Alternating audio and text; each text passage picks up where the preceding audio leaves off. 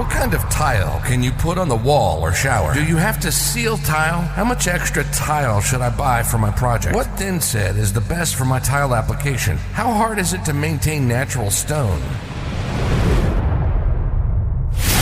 You have questions, we have answers. Welcome to the BELK Tile Podcast.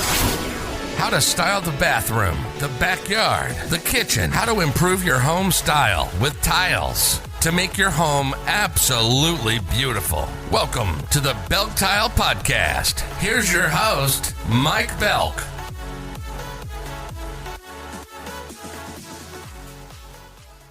Well, good morning, Mike, or should I say afternoon? Haha, yes, we are getting a late start on this one, aren't we? That's okay. I understand you had a meeting run late this morning? Yes, had a factory rep stop by unannounced, but really wanted to see the new products they were showing. Anything good? Of course, but we can get into that another time, but brings me to today's topic, ceramic versus porcelain tiles. Oh, that's a good one. I get that question all the time. All right, porcelain versus ceramic. This is one of those debates I've heard about for years in the tile world. At their core, both are made of clay, but it's the type of clay and, the way it's processed that really sets them apart.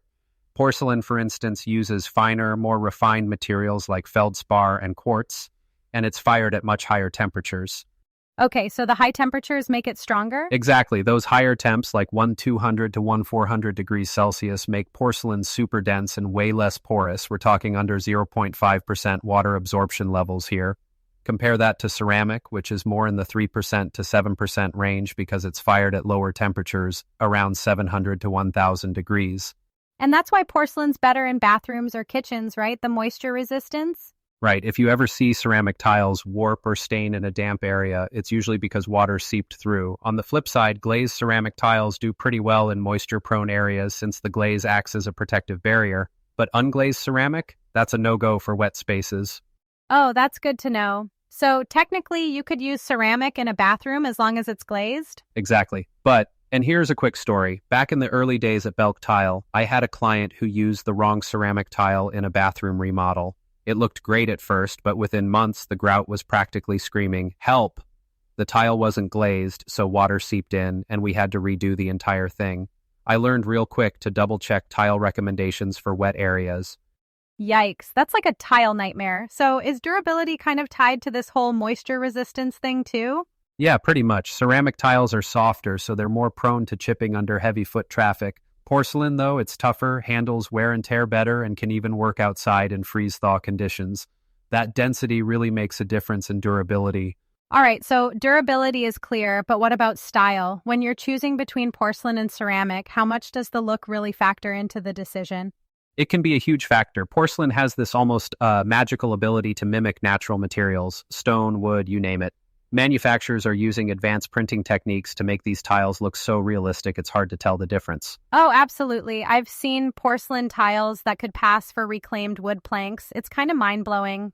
Yeah, exactly. With ceramic, you can get some cool designs too, but they usually have a more, traditional aesthetic. It's not quite as versatile in pulling off those natural looks. Right, and I imagine that plays into budget as well. Like if someone's trying to keep costs down, ceramic might be the way to go. For sure. Ceramic tiles are generally more affordable. Price ranges can start as low as 50 cents per square foot, whereas porcelain tiles usually begin around $2 per square foot and go up from there.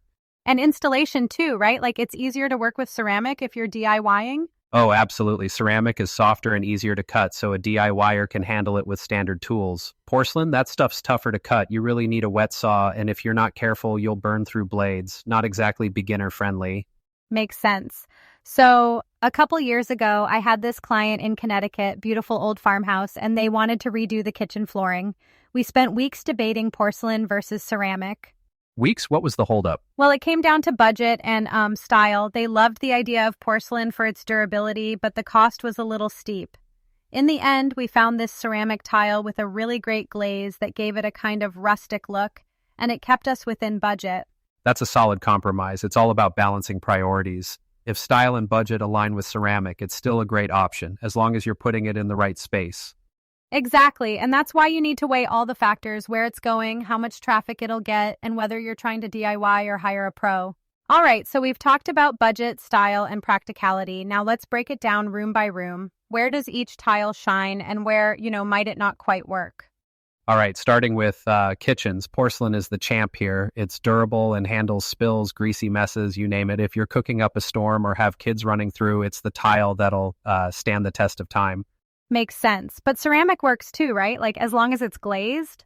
Yeah, you're right. Glazed ceramic can absolutely work, just not as bulletproof as porcelain if you're dealing with heavy traffic or, potential damage from dropped pots and pans. What about bathrooms? Here's where I kind of feel porcelain has the edge, just because of the whole moisture factor. Spot on. Porcelain's low porosity makes it a no-brainer in bathrooms, especially, around showers or tubs. Ceramic can work on walls, though, less direct exposure to water. Just avoid it on floors in high moisture areas unless you've got a really good glaze and sealant. Good to know. And living areas, are we basically just choosing based on design preferences and budget there? Pretty much, yeah. Living rooms, bedrooms, dining areas, they don't have the same stress from, moisture or heavy wear. Ceramic tiles can thrive in those spots and they're easier on the wallet. Got it. And for people with outdoor spaces, I'm guessing porcelain wins again? Absolutely, especially in climates that have freeze-thaw cycles. Porcelain doesn't absorb water, so it won't crack in cold weather. Plus, the textures you can get, non-slip finishes for patios, for example, they're just ideal for outdoor use. Okay, speaking of high traffic, like outdoor patios, I heard you have a story about a commercial lobby upgrade. Oh yeah, that project was a game changer. We replaced the old ceramic tiles in this busy lobby with porcelain. The client was hesitant at first because, the upfront costs were higher. But once I explained how the durability would pay off in the long run, less chipping, less maintenance, they were all in. And it worked out? Worked like a charm. We used these tiles designed to look like marble, gave it a high-end look without the high-end maintenance. Months later, I checked in. It handled the foot traffic like a champ, and they loved the design.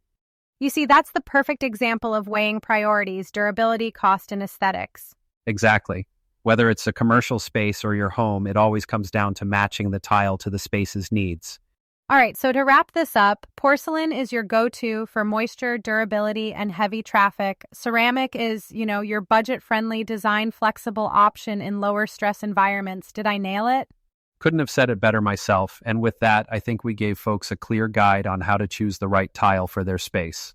Totally. Well, Mike, this was fun and super informative. I'm ready to tile everything. Same here. And to everyone listening, thanks for tuning in. Till next time, take care. You've been listening to the BELK Tile Podcast.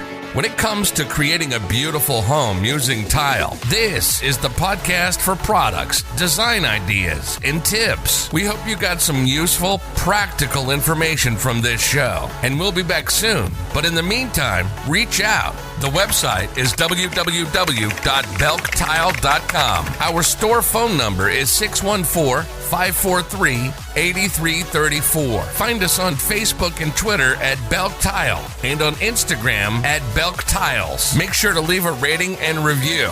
And if you have questions or comments, reach out. And we'll talk about it on the next show. Till next time.